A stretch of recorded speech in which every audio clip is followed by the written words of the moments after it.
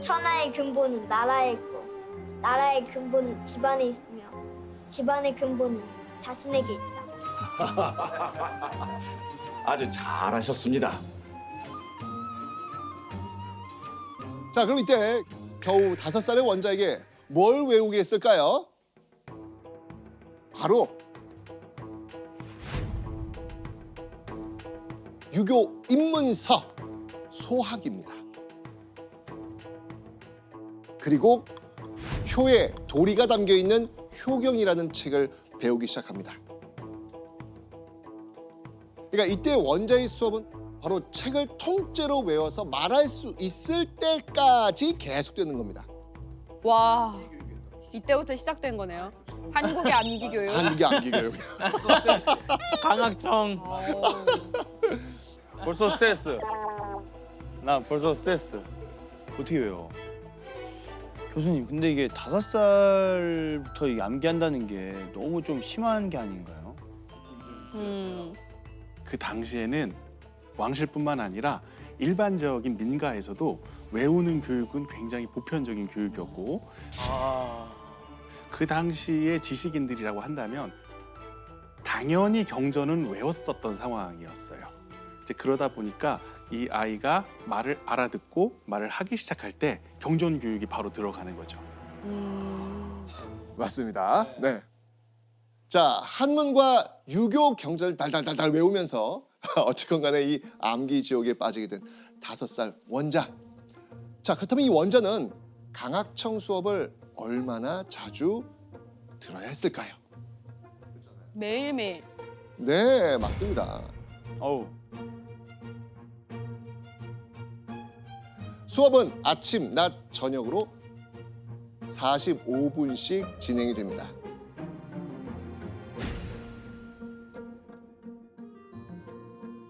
하루에 3번씩? 네. 아우. 자, 그런데 원자가요 하루 종일 수업을 듣는 건 아닙니다. 그러면 원자는 공부하는 시간 이외에는 남는 시간엔 과연 또 무엇을 했을까? 그게 중요한 것 같아요. 뭐 하지? 그쵸? 바로 사회성을 길러주기 위한 교육이었습니다. 사회성을 길러주기 위한 교육? 네. 모실배 아이동, 바로 배동입니다. 조선에 내노라는 집안에 똑똑하다고 소문난 아이들만 고르고 골라서 원자의 곁에 또래 친구들을 붙여줬던 겁니다. 드라마에 보면 나와요. 이 단어 나와요. 맞아요, 맞아요. 드라마에서 보면은 이제 배동을 선발하는 장면이 나오는데 조선 초에는 공신들의 자제들 그리고 이후에는 고위 관료들의 자제 중에서 똑똑한 아이들을 중심으로 해서 선발을 했습니다. 그리고 연령대는 다양하게 구성을 했고요. 이런 배동들 같은 경우는 단순히 어린 시절 친구일 뿐만 아니라 이후에 이 원자가 왕에 등극하게 되면 주위에서 보필하게 될 친위 세력이 될 수 있는 그런 가능성도 있었던 거죠. 맞아. 중요하네요. 그 배동 되려고 엄청 막 치열했겠네요, 진짜. 맞네. 예비 왕세자로서 이 자질을 갖춰나가던 이 원자는요 8살을 전후로 해서 이제 인생의 전환점을 맞이하게 됩니다.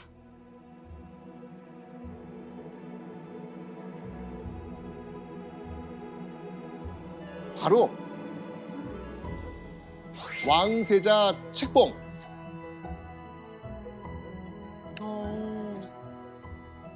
그러니까 예비 왕세자 원자가 정식으로 왕세자 자리에 오르면서 예비 국왕으로서 한 단계 업그레이드가 되는 겁니다. 몇 살? 8살. 대략 8살. 자, 그리고 이 왕세자 책봉을 계기로 해서 바로 이걸 갖게 되는데요. 바로 자신만의 궁궐인 동궁을 갖게 되는 겁니다. 보시면 알겠지만 왕의 공간이었던 업무 공간이었던 이 희정당, 또 왕의 침전이기도 했던 이 대조전, 그러니까 이게 왕과 왕비가 있는 그런 공간이잖아요. 바로 이 왕이 주로 머물렀던 공간 동쪽에 자리하고 있다라고 해서 붙여진 이름이 바로 동궁. 동궁이라고 부르는 겁니다. 자, 그런데 동궁의 의미는 이게 끝이 아닙니다.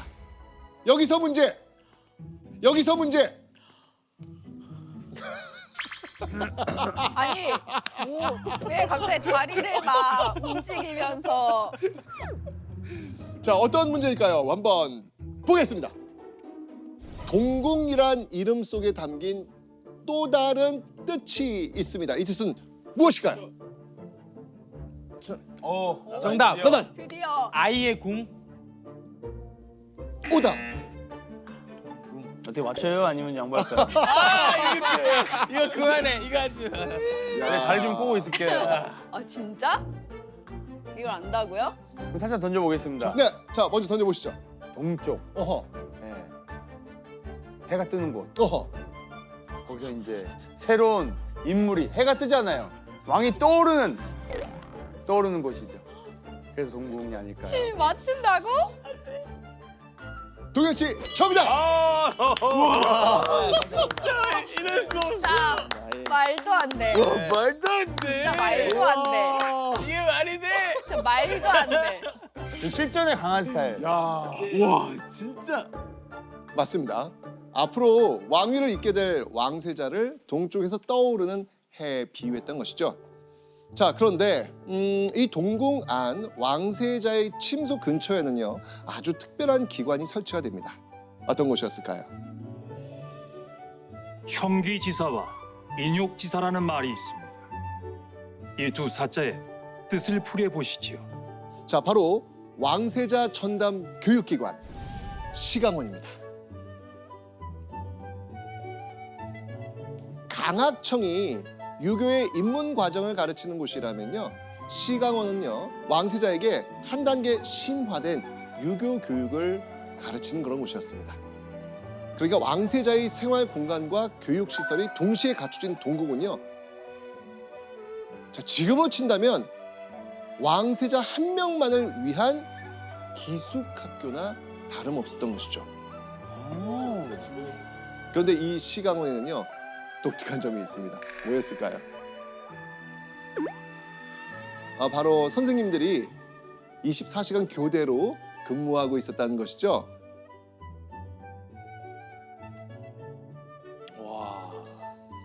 그러면 이런 선생님들과 함께 왕세자는 어떤 하루를 보냈을까? 조선 왕세자의 시간표 한번 우와. 보겠습니다. 궁금해. 와. 기상 시간. 빡빡하네요. 3시에 기사. 네. 아 3시에 일어나서 6시까지. 6시까지 하고 조깅이에요? 조강. 아 조강. 아니. 아 잠깐만. 아 진짜. 죄송합니다. 아, 진짜 네. 다들 분위기 불났습니다. 네. 자, 보시면 알겠지만 조선의 왕세자는요 이 동이 트기도 전인 캄캄한 새벽에 눈을 떠야 했습니다. 그리고 옷을 단정히 챙겨 입은 뒤에 바로 왕의 궁으로 찾아갑니다. 어렸을 때부터 책으로 배웠던 효를 몸으로 실천해야 되기 때문이죠. 아버지를 비롯해서 왕실 어른들께 모두 문안 인사를 드리고 나면요, 본격적인 공부, 유교 공부가 시작이 됩니다. 매일 진행되는 정규 수업, 법강이 있었습니다. 자, 법강은 하루 총 3번, 아침, 낮, 오후에 이루어집니다. 자, 그런데요, 이 정규 수업을 다 들어도 왕세자의 수업은 끝나지 않습니다. 바로 보충 수업이 있습니다. 낮 시간 중에 수시로 스승을 불러 공부하는 소대, 그리고 밤중에 침실로 불러 공부하는 야간 보충 수업, 야대까지 있었던 것이죠. 정규 수업과 보충 수업을 다 들을 경우 수업만으로 왕세자의 한나절이 지나가는 겁니다. 그러니까 네. 지금 약간 이 고등학교의 어떤 생활을 8살 때부터 지금 막 입시반 있잖아요. 막 고등학교 막 그런 느낌. 그러니까. 자, 그러면 조선의 왕세자는 이 많은 수업 시간 동안 대체 뭘 배웠을까요? 자, 한번 보시죠. 와.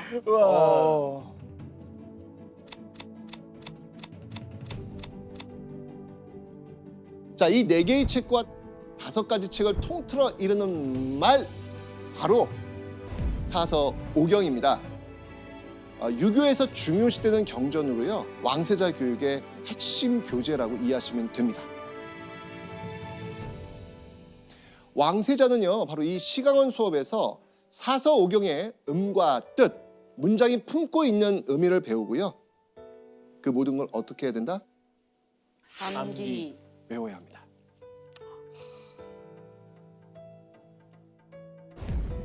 바로 암기 교육이었던 것이죠. 자, 우리가 잘 아는 한 왕세자도요.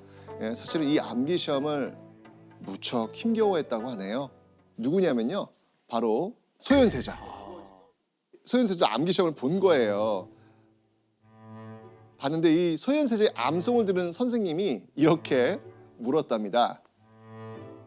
평소 새로 배울 내용을 날마다 몇 번 읽으시고 전에 배운 것은 날마다 몇 번 읽으십니까? 어우. 거짓말 해야 될 것 같은데 지금 기분이 좀 안 좋으신 느낌이어서. 소현세자가 이렇게 답합니다. 새로 배울 내용은 30여 차례 읽었고 전에 배운 것은 20여 차례 읽었습니다.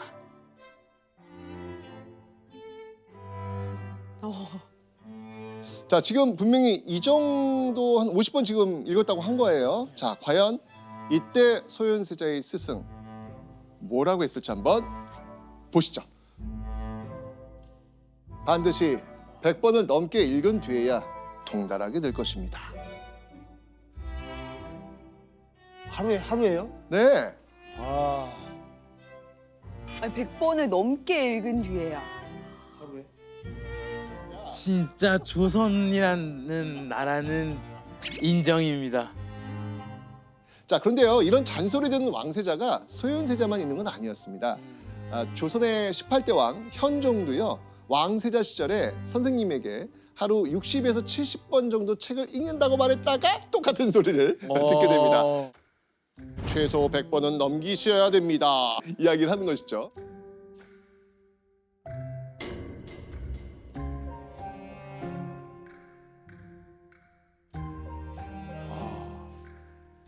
그게 왕실뿐만 아니라 조선시대 교육에서는 어릴 때는 암기가 굉장히 중요해요.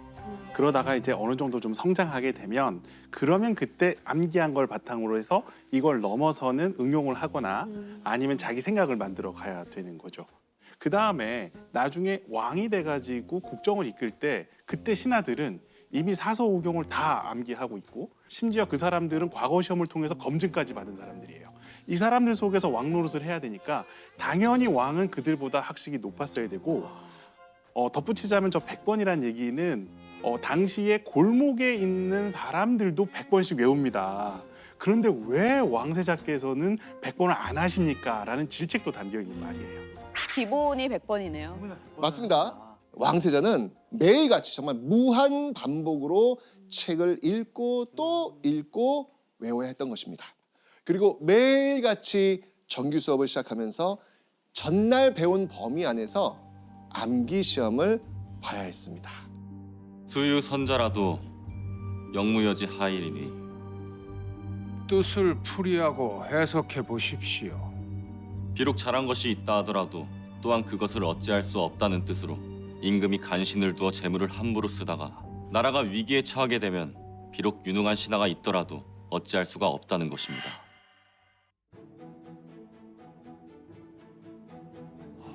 아까 봤던 거다. 그렇죠. 오, 처음에 나왔던 거.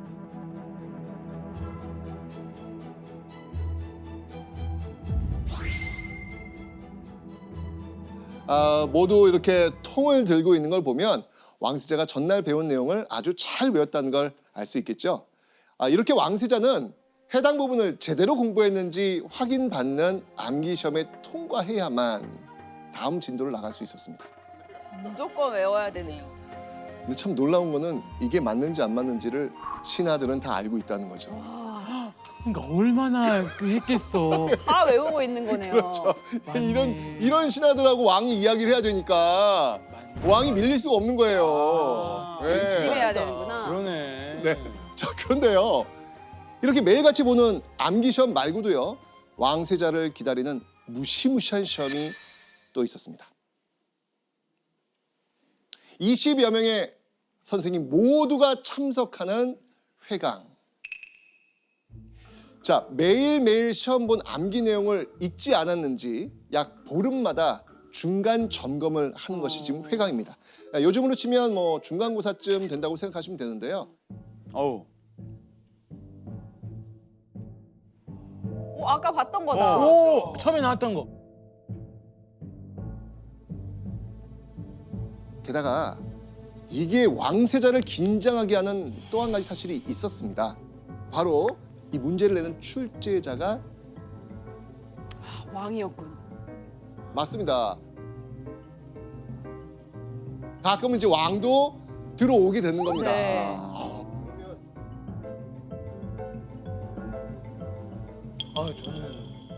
저는 탈출하고 싶을 것 같아요. 탈출하거나 친동생이나 누가 있으면 야, 네가 왕해라. 나는 나 안 된다. 왕 거부하시겠어요, 도현 씨? 좀 바로 거부하죠.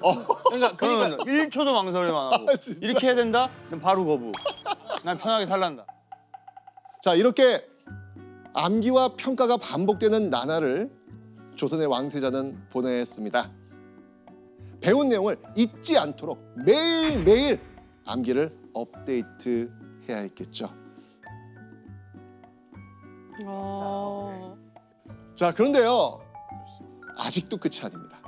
왕세자가 빈 시간을 활용해서 해야 할 게 또 있었습니다. 바로 교양 수업이 있었습니다. 교양 수업. 네. 예절, 음악, 활쏘기, 말타기, 붓글씨, 수학. 유계라고 불리는 이 6가지 교양까지도 익혀야 했습니다. 학문뿐 아니고요. 예체능까지 두루두루 섭렵한 균형 잡힌 인물이어야 됐던 것이죠. 자, 그렇게 새벽 3시에 일어나서 저녁 9시까지의 일정을 마친 왕세자. 자, 이 침소로 돌아간 왕세자는 이제 뭐 했을까요? 근데 뭘 할 수 없지 않아요? 바로 잠들 것 같은데. 그 다음날 뭐 봐요? 시험 보잖아요. 시험 보잖아요. 다음날 있을 암기 시험을 준비해야 했습니다. 밥 먹는 시간을 제외하고는요. 공부, 또 공부만 해야 했습니다.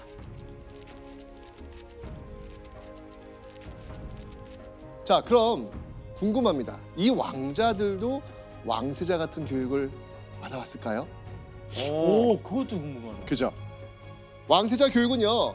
왕세자 단 한 명을 가르치기 위해서 건물을 통으로 쓰고 20여 명의 스승이 있었습니다. 그런데 왕자 교육은 정반대였습니다. 바로 단 4명의 선생님이 왕자들과 그 왕자들의 아들, 손자까지 가르쳤던 것이죠. 인간의 본성을 지키고 몸가짐을 정갈히하며 지혜롭고 절도 있는 성생활을 하도록 가르치는 중요한 학문입니다. 왕자들만 따로 모아서 교육했네요. 근데 왕세자에 비해 너무 지원이 좀 없는 거 아니에요, 선생님? 근데 왕세자 교육하고 왕자 교육은 당연히 차원이 다를 수밖에 없죠. 왜냐? 왕세자 교육의 목표는 뭐였습니까? 왕세자 교육의 목표는? 왕. 그렇죠.